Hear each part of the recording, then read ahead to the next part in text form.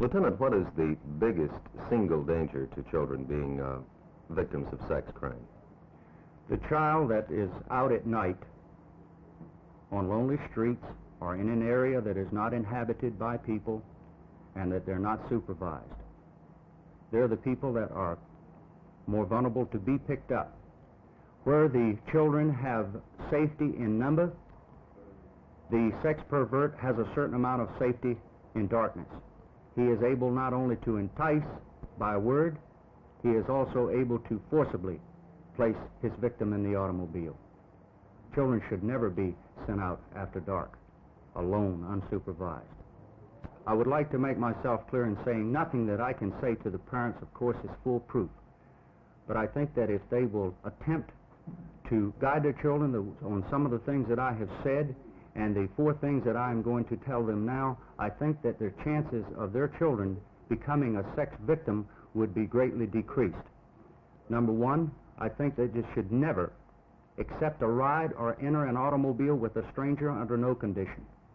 Number 2, in the smaller children, instruct them never to accept gifts, candy, money, tickets to the theater, or anything of any value from a stranger. Instruct their children to stay out of dark alleys and lonely streets and areas that are not inhabited, particularly in the early evening or dark hours. Number 4, know your police and report as soon as possible to us any incident that seems to be out of the ordinary. I think most important, they should be taught never to accept rides or get in an automobile with a stranger. I think that the mothers and fathers should not occasionally warn their children not to do this. I think that it should be an everyday habit, so to speak, to bring it to the attention of these children and to teach them the element that is out on the street. At dinner time is a very good time to discuss this, or any other family gathering for that matter. In fact, not as a police officer, but as a parent, I attempt to do that as much as I can. Warn my children as to what to look for to and from school, particularly strangers entering an automobile. The people that live along the routes of the school can be a great asset to investigations where children have been criminally assaulted. The people that live along the route that the children take from home to school, they know the children. They see them pass their house every day. They also know the type automobile that the children ride to and from school. If they see any incident that doesn't look exactly right, the reluctance of a child entering an automobile, it would be a great asset to obtain the license number of that car and pass that information on to us. So many times I've been told, Lieutenant, I would have gotten the license number, but I didn't have a pencil or paper. Well, a license number can be obtained in other ways other than having a pencil and paper. If they would even write it down in the dirt, if the women would use lipstick, there's nothing any more confusing than having a license number that is not complete. Yet, if a license number is furnished correctly to us and it's accurate, that is the greatest aid in an investigation involving an automobile. I have 2 cases here where information by way of license numbers were furnished to us, written down by lipstick, and 1 license number was written down in the dirt. As long as we get the numbers and they be correct, that's all we ask. I think at the beginning of the school term that a route should be planned by the parents for their children, the most safe route from home to school, and also the return trip back. I think that it should be the most direct route, if possible. The street that's the most well lit, and the street, in most cases, that's the most well traveled. Many a child has been picked up and assaulted by a sex pervert that wandered off by themselves or even took shortcuts. I think that if there's any playing to be done by the child after school, they should go home first, check in with mom, and then go to their games. Many a case we have had where a child has stopped on the way and played and found that they were late, and they take shortcuts. They even accept rides, whereas if they were not in a hurry and they were afraid that mom was going to bawl them out, they would not accept this ride. And the parent calls later and the child has not returned home. That is the thing that the parent should instruct to their children.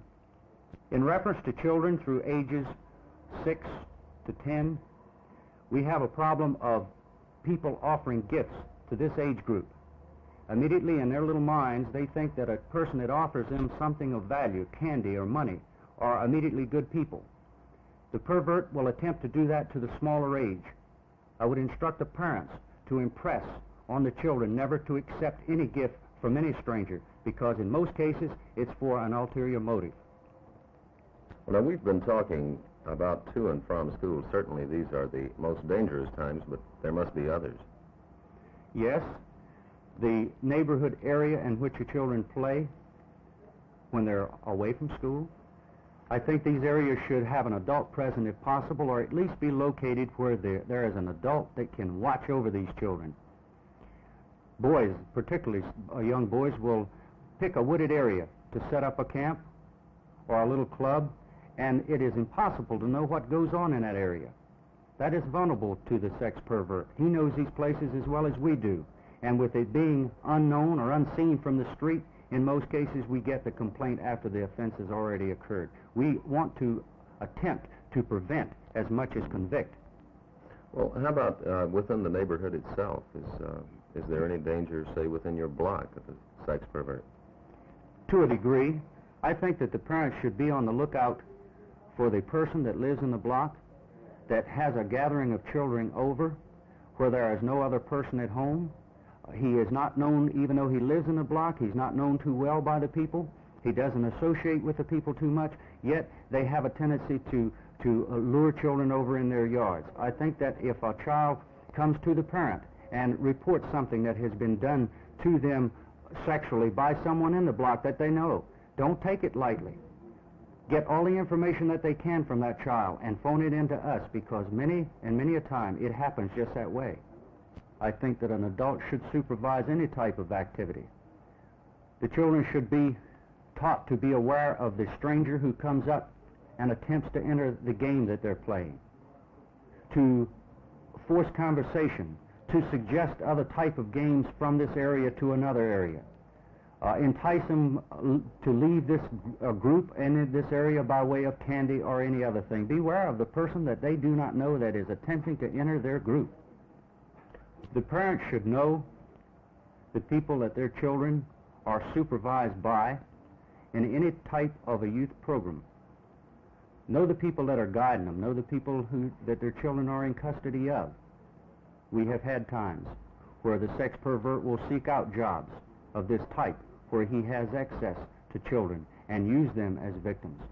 And in a lot of cases, it's a long time before it's brought to our attention because no one suspects this particular person. I'm not leaving children unattended in a parked car, for example. Is this dangerous? That is. I think that a parent that walks into a store to do shopping where the time is not watched too closely and leaves the child alone in the car, they're subject to being picked up, even bodily taken out of the automobile. Well, Lieutenant, would you prefer all suspicious action reported to you rather than have the individual try to assess it on the scene?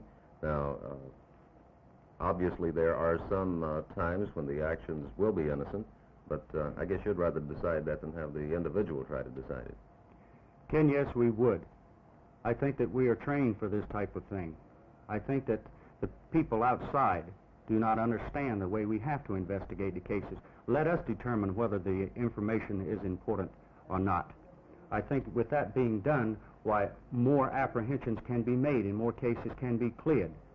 There are a lot of times information is furnished us, which is of no value. But there are times that information is furnished us that it is invaluable. The information is exactly what we were looking for. So again, let us evaluate this information instead of trying to do it themselves.